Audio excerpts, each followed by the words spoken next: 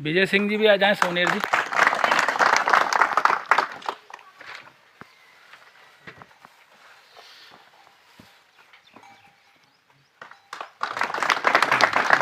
काजल भैया की जय, माल्या बाबा की जय, आज की परमानंद की जय, गौ माता की जय, अंधेता की जय।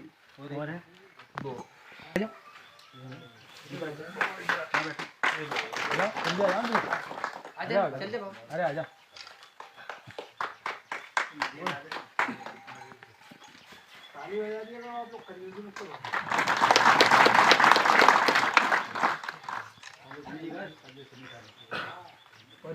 रामचंद्र का स्वागत।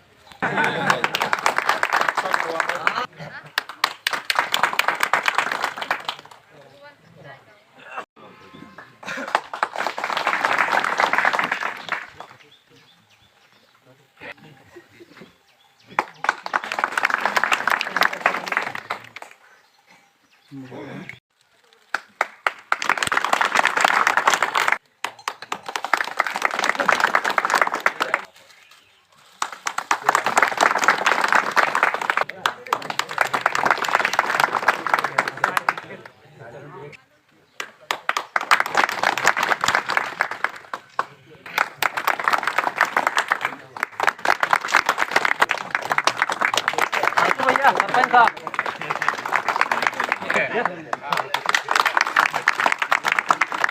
सबको राम।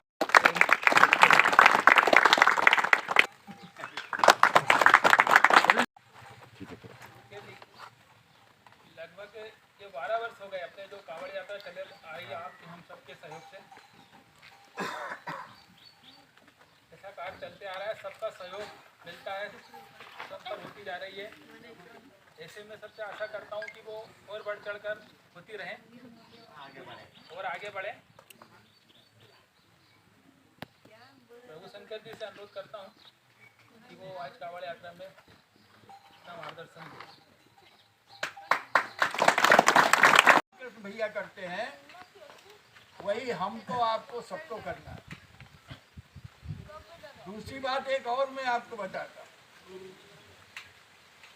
आप कांवड़ यात्रा किए पर आपको मालूम है ये कांवड़ यात्रा की क्यों जाती है? हमने आपने साहब ने माल्या बाबा पर जाकर के जलाभिषेक किया। ये माल्या बाबा क्या है? भोले शंकर, भगवान शंकर। आप सबको मालूम है कि जब समुद्र मंथन हुआ था 14 रत्न निकले थे, एक विष भी निकला था, कालकूट विष, जिसकी एक बूंद चली जाए तो आदमी का प्राणांत हो जाए।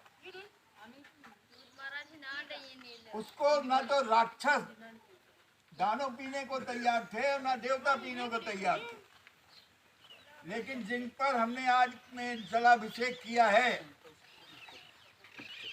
उन्होंने जहर पी लिया, सबकी रक्षा की, नीलकंठ कहलाए यहाँ धारण कर लिया। उनकी लड़की थी मनसा देवी, वो प्रकट हुई, बाकी जहर उसने अपने शरीर में धारण कर लिया, इसलिए नीचे तक जाने में रुक गया। आज हम आपको एक बढ़िया बात बताएं, शंकर जी के खानदान का परिचय दें।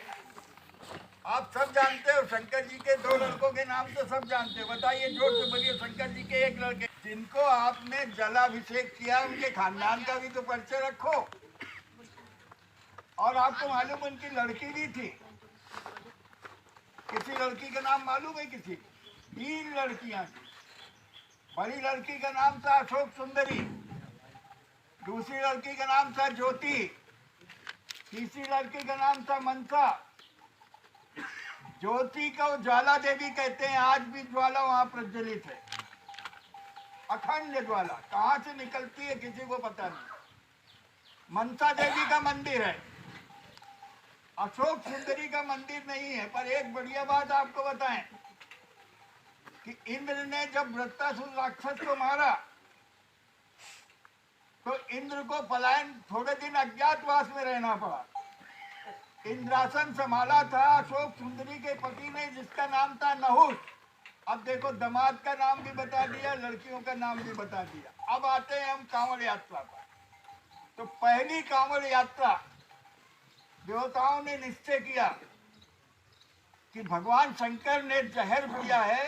ये जहर इतना साधारण नहीं है, कितनी गर्मी होगी, कितना ताप होगा। उन्होंने गंगा जल एकत्रित करके, ये भागीरथी गंगा तो बाद में आई, पहले जो आकाश गंगा जिसको कहते हैं, आप दिखाई देती है आसमान में, वहां से जल ला करके उन पर अभिषेक किया। एक यही कांवड़ लेकर। रावण उनका परम भक्त था। दूसरी कांवड़ निकाली रावण ने, परम भक्त था। वो तो इतना पगला भक्त था कि इतना उसने सोचा कि भगवान शंकर को ही क्या, कैलाश पर्वत को ही उठा के ले चले। उसको भगवान शंकर ने उसकी शक्ति का एहसास कराया कि ऐसा मत सोचो, देव देव ही रहता है, दानो दानो ही रहता है। लेकिन वो भक्त था, उसने भी कांवड़ यात्रा निकाल करके भगवान शंकर पर जल चढ़ाया। तीसरी कांवड़ यात्रा निकाली परशुराम ने त्रेता में। वो गढ़ मुक्तेश्वर थे और बागपत के पास वो एक पूर्वा महादेव, वहां जाकर के जलाभिषेक किया। और सबसे ज्यादा जो है कांवड़ यात्रा निकलती है सुल्तानपुर से, और बैद्यनाथ बाबा पर जल चढ़ाया जाता है। वो कांवड़ यात्रा कहते हैं भगवान ने त्रेता युग में राम ने निकाली थी।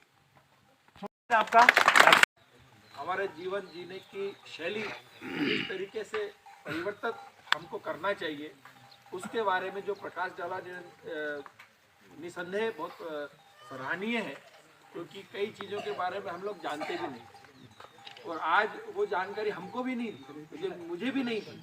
वह सारी जानकारी आज आपके मुख से सुनने को मिला, उसके लिए आभार व्यक्त करता हूँ। ये जो धर्म यात्रा हम लोग निकालते हैं, निसंदेह हम सनातनी हैं, और वनवासी भी हमारे सभी सनातनी धर्म को मानना, को मानना, ये सनातनी परंपरा हमारी पूर्वजों की रही है।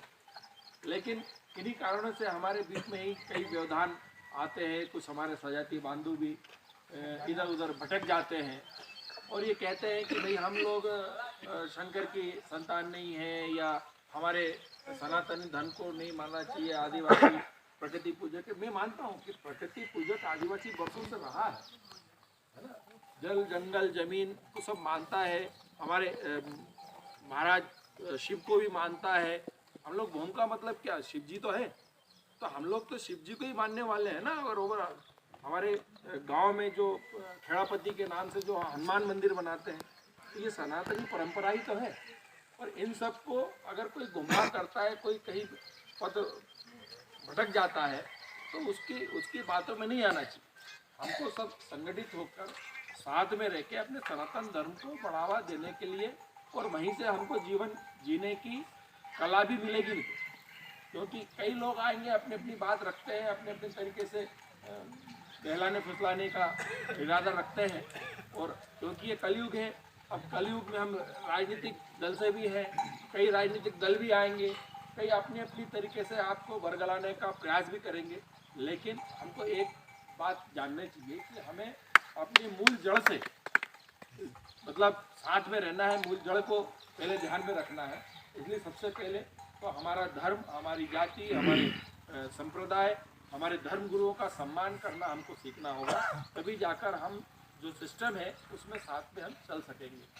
आज इस सभा में उपस्थित सभी कावड़ियों का मैं हार्दिक स्वागत करता हूं, और प्रोफेसर शंकर शुक्ल जी को मैं आश्वस्त करता हूं, और मैं एक निवेदन भी वनवासी कल्याण परिषद को करना चाहता हूं कि ये डेट जो है आपके फिक्स हो जाए बंजी, तो उसमें कन्फ्यूज़न नहीं रहे किसी को भी। क्योंकि 1 महीना होता है, ये तो 2 महीने का सावन रहा हमारा। अपने नाम भाव है पांचे है। हाँ, तो ये गांव के विकास करने के लिए कोशिश तो बहुत कर रहे हैं पहले, कि ये गांव वाले बहुत पीछे रहे। आज रह रहा कि 2 पालते हो रहा, 2 से 3 पालते हो रहा, इसलिए गांव की वृद्धि हो रहा कि बढ़ने के लिए। नहीं तो इस बात में बोलता हूँ कि बोलो भला लगे बुरा लगे, हम तो बहुत सीखा हुआ है, बहुत देखा हुआ है। ऐसे नहीं कि रहते हम जो सीख रहे वही तरीका का सीखो, तुम भी सीखो तो काम देख पूछ लेगा जिससे मैंने बोला कि नहीं बोला। हाँ, इसलिए सबसे निवेदन है कि ये सीखना पढ़ना जरूरी है मंदिर है इनके लिए। हाँ, आज तुम्हारे यहाँ चलेगी, हमें तो हमने तो बहुत चला के आया है आज तक, इसलिए हमारा दाका देखी तुम भी सीख ले तो तुमको फायदा रहेगी, है कि नहीं? हाँ, हम लोग जोर से बोलो, मानेंगे। काजल मैया की जय। बोले माल्या बाबा की जय। माल्या बाबा की जय। ऐसे चल रही है, मगर इस बार संख्या कम है, ऐसा बोल रहे हैं बार बार। अब ये संख्या कम है तो ये ज्यादा होगी कि नहीं होगी? होगा। अगली बार और माल्या बाबा की कृपा बनी रहे उसके लिए ये यात्रा है। और ये यात्रा जो है अब हजारों की संख्या में होनी चाहिए। इसके लिए कोई अलग से कोई एक व्यक्ति घूमेगा ऐसा नहीं, तो मूल संस्कृति है। और ये मूल संस्कृति कौन सी है? अभी विधायक जी बता रहे थे कि हमारी वास्तव में सनातन संस्कृति के लोग हैं। उसको कोई प्रकृति संस्कृति कहता है, प्रकृति पूजा कहता है, कोई जो है हिंदू संस्कृति कहता है, कोई हिंदू धर्म कहता है। ये कहना क्यों पड़ा हमें? क्योंकि बहुत सारे जो है जो धर्म नहीं है वो शुरू हो गए, बाजार में आ गए। जैसे पहले शुरुआत में एक ही घी चलता था। कौन सा घी चलता था बताइए? कौन सा घी था? जब डालडा आ गया, वनस्पति आ गया, इधर उधर का आ गया, तब हमारे लिए ये कहना पड़ा कि गाय का देसी घी है। नहीं तो पहले घी मतलब घी होता था। होता था कि होता था? बोलो हाँ या ना। ताली बजाओ इस बात पे। जब बहुत सारे मिलावटी घी आ गए तब हमें बताना पड़ा कि भैया असली घी ये है और इसका भाव 1600 है, 1500 है, 1000 है। ऐसे ही ये दुनिया के अंदर या भारत के अंदर बहुत सारे जो है दूसरे जो धर्म नहीं है अपने आप को कहने लगे हम धर्म हैं। उसमें ईसाई हैं, मुसलमान हैं, अन्य प्रकार के भी बहुत सारे लोग हैं। तब हम लोगों को कहना पड़ा कि हम हिंदू धर्म को मानने वाले लोग, हम हिंदू संस्कृति को मानने वाले लोग हैं। ये कहना पड़ा हम लोगों को हमारी पहचान रखने के लिए, पहचान के लिए। नहीं तो बाकी हमारा पुराना सत्य सनातन धर्म, इसी के नीचे सारी दुनिया चलती थी। ये कोई ईसाई मुसलमान ये 2000 से पहले थे ही नहीं। ये सन 2000 कौन सा चल रहा है? 23 चल रहा है। इसके पहले कोई था क्या ईसाई? मुसलमानों का हिजरी सन 1443 चल रहा, 42। उसके पहले दुनिया में कोई था क्या मुसलमान? पहले कौन था भैया बताइए? कौन था? सब अपनी संस्कृति को मानने वाले, यानी कि पेड़ पौधों की पूजा करने वाले, पहाड़ों पर्वतों की जंगलों की पूजा करने वाले, नदियों की पूजा करने वाले हम सब लोग। और यहीं से वास्तव में सत्य सनातन धर्म संस्कृति का उदय हुआ। जहां हम बैठे यहीं से हुआ, यानी कि जंगलों से हुआ। इसलिए हमारी संस्कृति को रामायण के अंदर आप पढ़ोगे तो पूरा कांड उसका नाम है अरण्य कांड। अरण्य कांड मतलब क्या है भैया? आपने कभी पढ़ा कि नहीं? अरण्य कांड मतलब क्या है? अरण्य मतलब हमारी जंगल की संस्कृति थी, वनों की संस्कृति थी। हम वनों के अंदर रहने वाले इसलिए वनवासी कहलाते हैं। गांव में रहने वाला ग्रामवासी, नगर में रहने वाला नगरवासी, और हम सब लोग क्या हैं? वनवासी भी हैं। कई लोग कहते हैं आदिवासी क्यों कहते हो? हमें वनवासी क्यों नहीं, वनवासी क्यों कहते हो, आदिवासी क्यों नहीं कहते? तो आदिवासी वास्तव में जो शब्द है ये हमारा शब्द ही नहीं। आप पूरे इतिहास में कहीं भी किसी पुस्तक में उठा के देख लो, कहीं भी कहीं आदिवासी शब्द आएगा क्या? किसी ने पढ़ा कि कोई पुराने ग्रंथ में, किसी के भी ग्रंथ में कि हम आदिवासी हैं? नहीं, ये आदिवासी अंग्रेजों ने हमारे लिए गाली के रूप में प्रयोग शुरू किया, और ये 1882 में किया।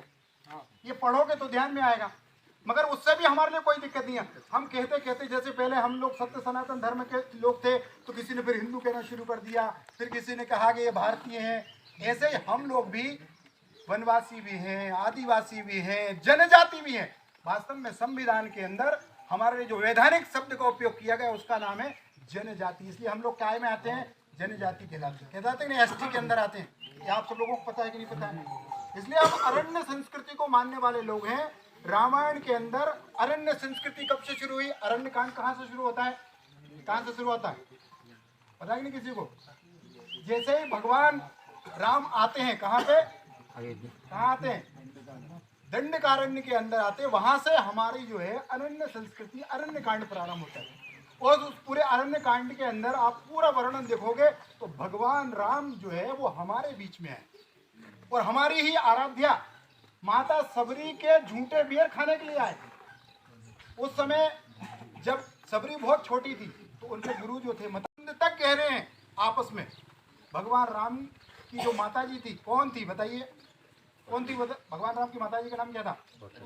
सब लोग बोलो तेज, क्या नाम था?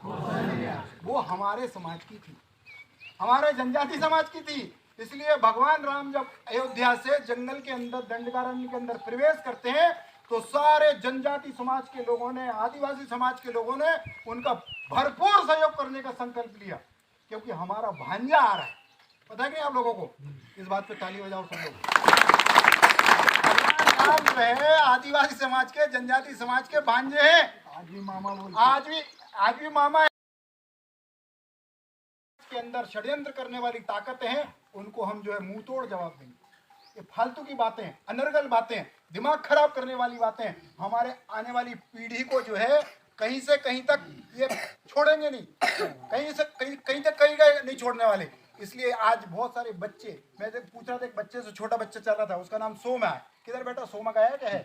पीढ़ी को बचाना है, अपने देश धर्म के लिए उनको खड़ा करना है, तो हम सब लोगों को जागरूक करना पड़ेगा, जागरण करना पड़ेगा समाज के अंदर। इतनी बात कहकर मैं सब लोगों को फिर से काजल मैया की जय, माल्या बाबा की जय, होमका बंधुओं की जय, साधु संतों की जय, कावड़ यात्रा की जय, कावड़ यात्रा में आए सभी लोगों की जय।